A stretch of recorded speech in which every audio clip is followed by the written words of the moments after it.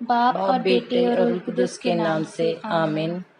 22 अगस्त 2021 साल का 21वां इतवार। प्रभु हम किसके पास जाएं? प्यारे भाइयों और बहनों, इस इतवार को हम आसमान से उतरी जीवन की रोटी पर प्रभु यीशु के प्रचार के आखिरी आयतों को सुनने वाले हैं। आज के पहले दोनों पाठ हमें अपनी मसीही ईमान को वफादारी और जिम्मेदारी के साथ ऐलान करने बुलाते हैं, ताकि अंजील को सुनकर हम भी संत पतरस के साथ इकरार कर सकें। प्रभु हम किसके पास जाएं? आपके ही शब्दों में अनंत जीवन का संदेश है।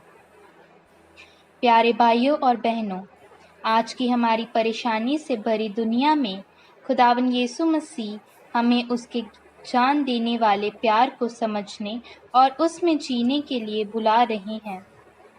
हम कैथलिक ईमानदारों के लिए पाक शराकत ही सबसे बड़ी बरकत और ईमान का वरदान है। अगर पिछले 4 इतवार को हमने अंजील को नहीं सुना या उस पर मनन चिंतन नहीं किया, तो आज के दिन पाक वचन को पूरे मन से समझें और उसे पूरे दिल से स्वीकार करें।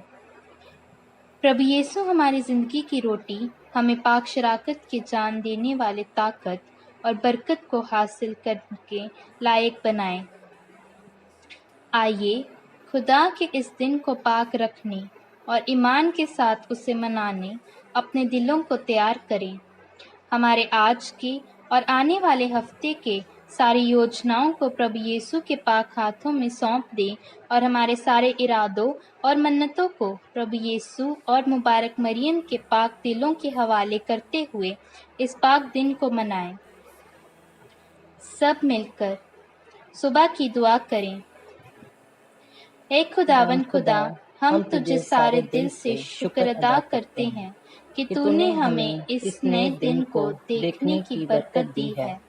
हम आज के हमारे सारे ख्यालों, बातों और कामों को तेरे हवाले करते हैं। तेरा फजल हम में बना रहे और हमें हर बुराई और खतरे से बचाए। ऐ खुदावन यीशु मसीह, हमें अपनी खास बरकत दे कि हम आज के दिन तेरे पाक वचन के खिलाफ कुछ भी ना करें, बल्कि हर बात में तेरी ही पाक मर्जी पूरी करें। आज के हमारे हर जरूरत और योजना को तेरी मुबारक माँ मरियम के बेदाग दिल के वसीले तेरे हाथों में सौंपते हैं। आमीन। आइए प्यारे भाइयों और बहनों, आज के पाक कलाम को ध्यान से सुनें। पवित्र आत्मा हमें रूहानी ताकत दे ताकि हम खुदा के पाक वचन को उसकी पाक मर्जी के मुताबिक आज के हमारे हर काम के लिए समझ सकें। आज का पहला पाठ योशुआ का ग्रंथ अध्याय 24 पद संख्या 1 से 2, 15 से 18। योशुआ ने सिक्कम में सब इस्राएली वंशजों को इकट्ठा कर लिया।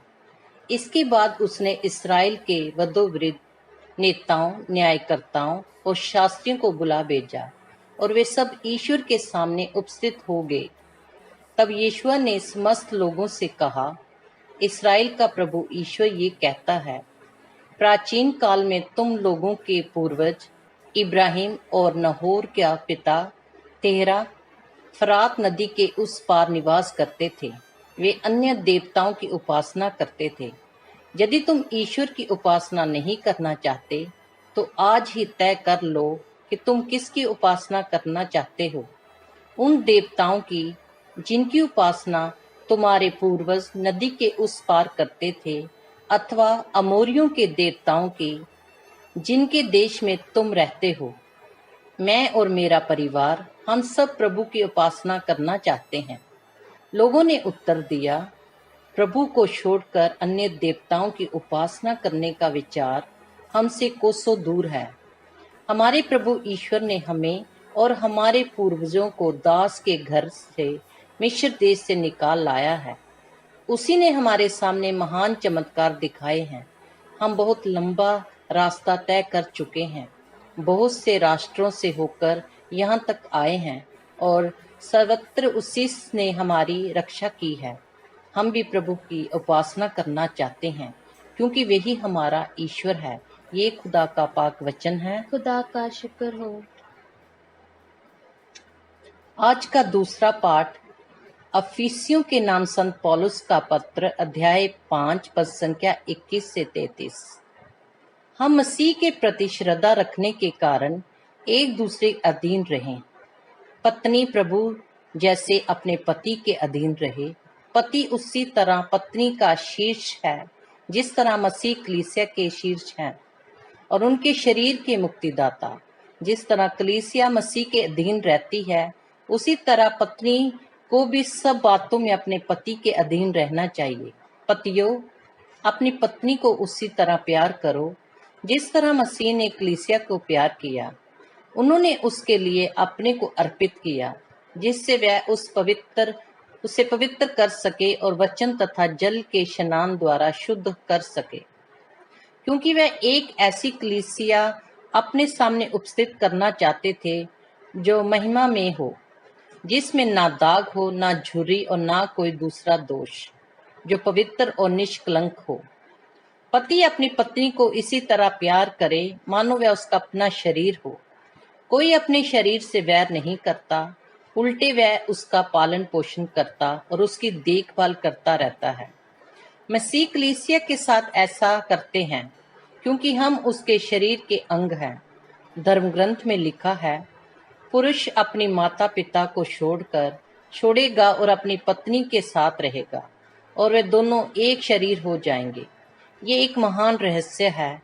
मैं समझता हूँ कि ये मसीह और कलीसिया के संबंध की ओर संकेत करता है। जो भी हो, आप लोगों में हर एक अपनी पत्नी को अपने समान प्यार करे और पत्नी अपने पति का आदर करे। ये खुदा का पाक वचन है। खुदा का शुक्र हो। आज का सुसमाचार संत यूहन्ना का सुसमाचार अध्याय 6 पद संख्या 60 से 69। उनके बहुत से शिष्यों ने सुना और कहा, ये तो कठोर शिक्षा है, इसे कौन मान सकता है। ये जानकर कि मेरे शिष्य इस पर बुनबुना रहे हैं, ईसा ने उनसे कहा, क्या तुम इसी से विचलित हो रहे हो? जब तुम मानव पुत्र को वहां आरोहण करते देखोगे जहां वह पहले था, तो क्या कहोगे? आत्मा ही जीवन प्रदान करता है, मांस से कुछ लाभ नहीं होता। मैंने तुम्हें जो शिक्षा दी है वह आत्मा और जीवन है। फिर भी तुम लोगों में से अनेक विश्वास नहीं करते। ईसा तो प्रारंभ से ही ये जानते थे कि कौन विश्वास नहीं करते और कौन मेरे साथ विश्वासघात करेगा। उन्होंने कहा, इसलिए मैंने तुम लोगों से ये कहा कि कोई मेरे पास तब तक नहीं आ सकता जब तक उसे पिता से ये वरदान न मिला हो। इसके बाद शिष्य ने अलग हो गए और उन्होंने उनका साथ छोड़ दिया। इसलिए ईसा ने 12 से कहा, क्या तुम लोग भी चले जाना चाहते हो? सिमोन पेत्रस ने उत्तर दिया, प्रभु, हम किसके पास जाएं? आपके ही शब्दों में अनंत जीवन का संदेश है। हम विश्वास करते और जानते हैं कि आप ईश्वर के भेजे हुए रम पावन पुरुष हैं। ये मसीह तेरी पाक अंजील है। आए मसीह तेरी सताइश हो। हम दुआ करें। हे खुदा, आज के इन पाक वचनों के लिए हम तुझे धन्यवाद देते हैं। तेरे पाक वचन हमारे कदमों के लिए नूर है। हमारे आज के दिन के हर विचार, योजना और मेहनत में तेरा फजल हमें संभाले। हमारी हर मेहनत तेरे रहम और प्यार के चलते तेरे आत्मा के फल पैदा करे और हमारी हर परेशानी, मुसीबत में हमें तेरे पाक फरिश्तों का सहारा मिले। ऐ पवित्र आत्मा, हमारे दिल दिमाग में उतर आओ और हमें अपने वरदानों से भर दे। ऐ प्रभु यीशु, हम पर रहम कर और हमें अपने प्यार और रहम से भर दे, ताकि हम आज के दिन को हलीमगी और प्यार के साथ जी सकें। ये दुआ हम करते हैं अपने प्रभु यीशु के नाम से, आमीन। ए हमारे बाप जो आसमान पर है, तेरा नाम पाक माना जाए, तेरी बादशाही आए, तेरी मर्जी जैसे आसमान पर पूरी होती है जमीन पर भी हो। हमारे रोजाना की रोटी आज हमें दे और जिस तरह हम अपने कर्जदारों को बख्शते हैं, तो भी हमारे कर्ज हमें बख्श, हमें आजमाइश में न पड़ने दे, बल्कि बुराई से बचा। आमीन। सलाम मरियम पुरफजल खुदावन तेरे साथ है, तू औरतों में मुबारक है, मुबारक है तेरे पेट का फल यीशु। आय मुकद्दसा मरियम, खुदा की माँ, हम गुनाहगारों के लिए दुआ कर, अब और हमारी मौत के वक्त। आमीन। जलाल बाप और बेटे और रुहुल कुद्दुस का हो, जैसा कि इब्तिदा में था, अब है और हमेशा होगा। आमीन।